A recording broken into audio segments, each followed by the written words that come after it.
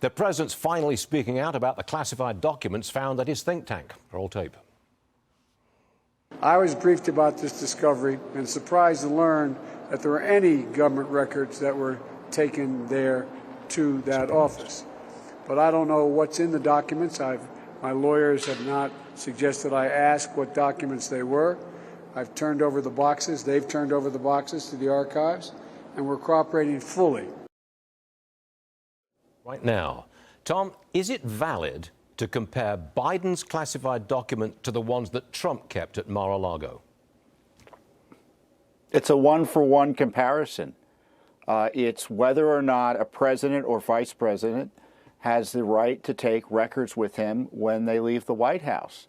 And prior to the National Archives and the Biden Justice Department deciding to change precedent, their prior position, and ignore the law and harass Trump, that was what presidents could do. That was what vice presidents could do. But, you know, there's a new rule for Trump, and the question is whether it's going to be fairly applied to Biden, and there's no indication it is. They found these documents back in November. Now we're hearing for the first time from the president that there were boxes of documents that were turned over.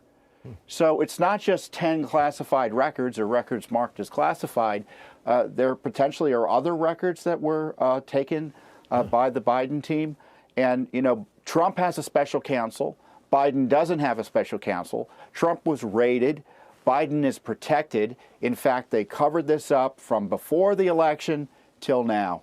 At the same time, we're finding out reports that the Justice Department had to kind of override objections of the FBI, who thought this whole thing was ridiculous in terms of targeting Trump. What a disaster ethically this Justice Department is. I think one of the big scandals within this is why this was not reported until after the midterms. The documents were found 6 days before the elections, but not revealed. The presence was not revealed until, what, a couple of weeks ago or something. That's a scandal in itself. It is. When Trump turned back records, 15 boxes back in February of last year, or January, you know, we heard about it within 2 weeks or so. Similarly, obviously, here the archives managed to keep this quiet and didn't leak on Biden for months. And certainly if it had come out before the election, it would have impacted the election.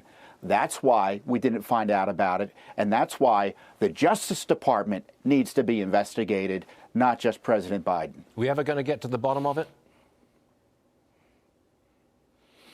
The question is the Justice Department going to just continue to abuse Trump while protecting Biden? And who knows who else? If I were any vice president or former president who was already served, I'd be very worried that this new standard was going to be used against me.